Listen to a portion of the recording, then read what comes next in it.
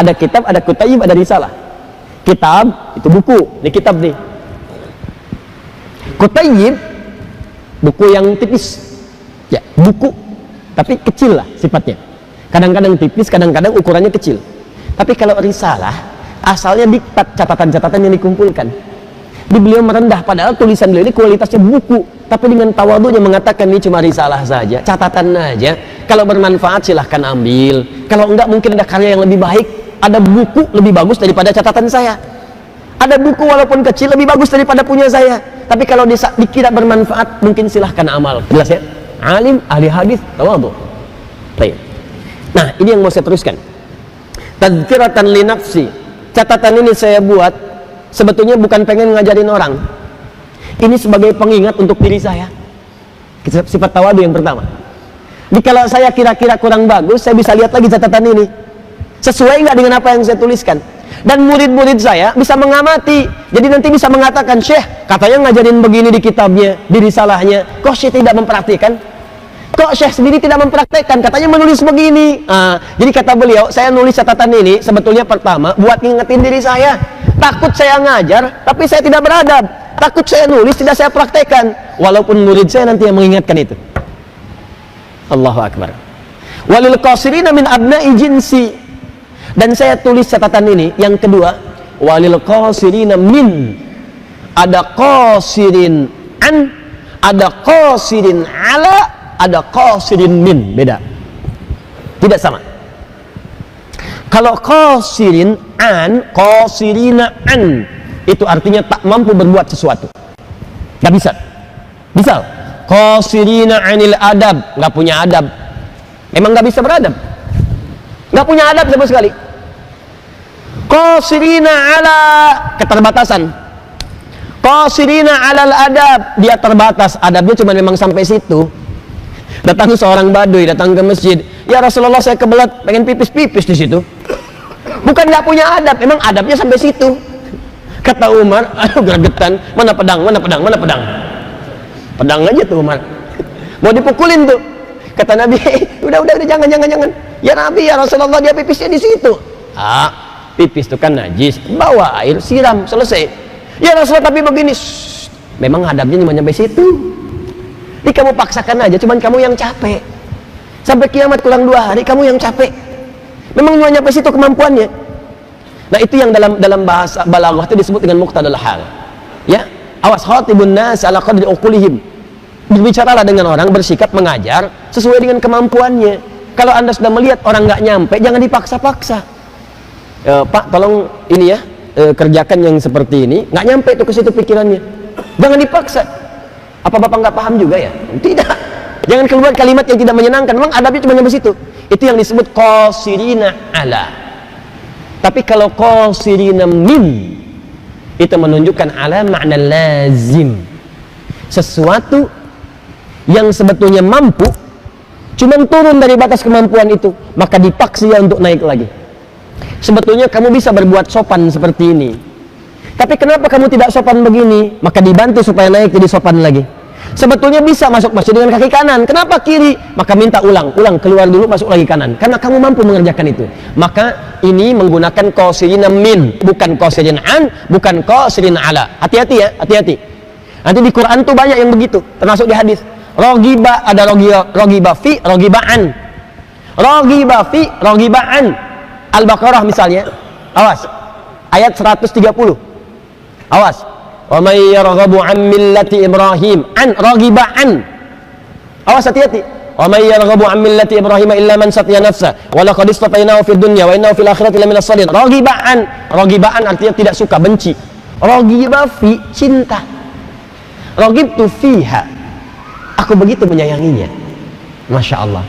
Lalu aku katakan kepadanya, wallahi anti badrun. Saya katakan kepadanya, duhai sayang, engkau adalah rembulan, bulan pun kalah oleh aura kecantikanmu. Masya Allah. Sentuh ia tepat di hatinya, maka ia akan jadi milikmu untuk selamanya. Baik, itu rogiba fi. Tapi kalau seorang sudah mengatakan, wallahi rogibtu anka, saya benar-benar nggak suka sama kamu, lihat wajahmu aja, ya Allah, aduh pengen muntah, misalnya, itu rogibaan. Itu rogibaan namanya. Jelas ya? Nah ini qasirina min. Yang paling menarik, nah ini mohon maaf kalau kalimat saya barangkali menuju kepada satu kelompok tertentu atau menuju kepada satu keturunan tertentu. Kata Syekh Hashim, walil qasirina min abna'i jinsi. Dan catatan ini saya buat sebagai pedoman nanti untuk keturunan-keturunan anak cucu saya, pengingat saya dan anak cucu saya. Kalau kira-kira adabnya lagi kurang bagus, tolong baca catatan saya ini, perbaiki lagi. Demikian murid-murid saya. Kalau Anda kemudian melihat anak cucu saya, keturunan saya, adabnya sedang kurang, tolong ingatkan mereka dengan buku saya yang saya tulis ini. Katakan pada mereka, kakek kamu, datuk kamu itu menulis kitab ini, tertulis begini. Dan beliau katakan untuk mengingatkan anak keturunan saya. Luar biasa ya. Pertama, ini jadi pengingat untuk saya. Kedua, untuk anak keturunan saya, anak cucu saya. Ketiga, untuk murid-murid saya yang ingin berubah menjadi baik. Ini luar biasa. Makanya coba dilihat keluarga yang terkait dengan keturunan beliau, murid-muridnya dan sebagainya, baca lagi. Jika ada sesuatu yang tidak sesuai dengan isi beliau, maka kata beliau, tolong ingatkan dengan kitab saya ini. Allahu Akbar. Baik.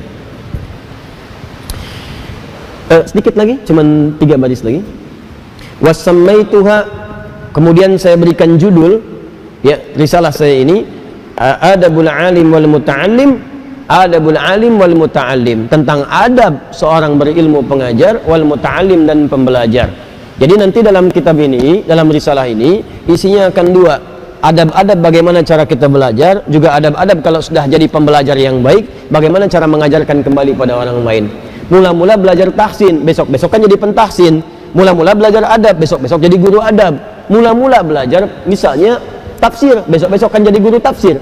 Nah sekarang dari 2 hal itu bagaimana mempraktikkan adabnya. Nafa'allahu biha fil hayat wa ba'dal mamat innahu waliyul hasanat. Semoga Allah memberikan manfaat dari apa yang saya tuliskan ini, ya, baik dalam semasa saya hidup ataupun setelah saya wafat, karena Allah yang akan memberikan hasanat. Hasanat itu maksudnya teman-teman sekalian adalah kebaikan yang melahirkan pahala. Ingat, setiap kebaikan yang melahirkan pahala disebut dengan hasanah. Jamaknya disebut dengan hasanat. Itu yang disebutkan oleh Allah di Quran surah ke-6 ayat 160. Man jaa bil hasanati falahu asyru amthal. Siapa yang mengerjakan satu kebaikan mendapatkan nilai pahala 10 kali lipat dari apa yang ia kerjakan, paling minimal.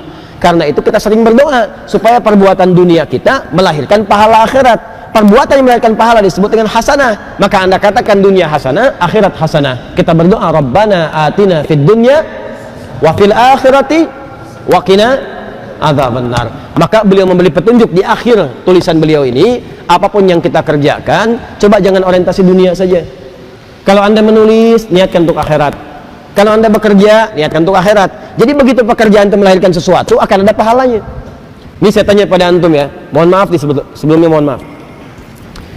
Anda yang taruhlah kontraktor atau developer, pembangun dan sebagainya, bangun jalan, ya, bikin pipa, bikin macam-macam. Pernah nggak meniatkan pekerjaan itu untuk ibadah? Niatkan karena Allah. Itu kalau betul begitu jadi jalan tuh dilewatin orang sholat. Berapa banyak sekarang yang ke Masjid Al-Azhar sholat? Begitu orang lewat situ untuk sholat, maka Anda mendapatkan pahala dari semua yang orang lewat itu. Hadisnya sahih, di hadis Muslim. Man dalla ala khairi falahu ajruhu mithla ajri fa'ili min ghairi an yankusa min adli syai'. Siapa yang menunjukkan atau memberi fasilitas kepada kebaikan, dikerjakan oleh orang lain kebaikan itu, dia mendapatkan pahala yang sama dengan orang itu tanpa dikurangi sedikit pun. Itu yang bikin keran, pipa, wudu, ya, kan ada keran tuh banyak dijual di mana-mana. Pertanyaan saya, itu pernah nggak meniatkan untuk ibadah? Tukang yang nemboknya, yang bikin keramiknya, ini tukang karpet nih. Kalau cuma nyari dunia, jangankan orang yang beriman, non muslim pun jualan karpet. Bahkan sekarang banyak percetakan Al-Quran dicetak oleh non muslim. Pertanyaan saya, pernah diniatin ibadah nggak? Mohon maaf teman-teman, nih yang bikin handphone, yang bikin baju nih, pernah nggak diniatin ibadah? Nih kacamata nih, yang niat bikin kacamata, pernah nggak diniatin ibadah? Kalau diniatin ibadah, Allahu Akbar, orang beli, baca Quran, begitu jelas, kelihatan jelas tuh, dapat pahala.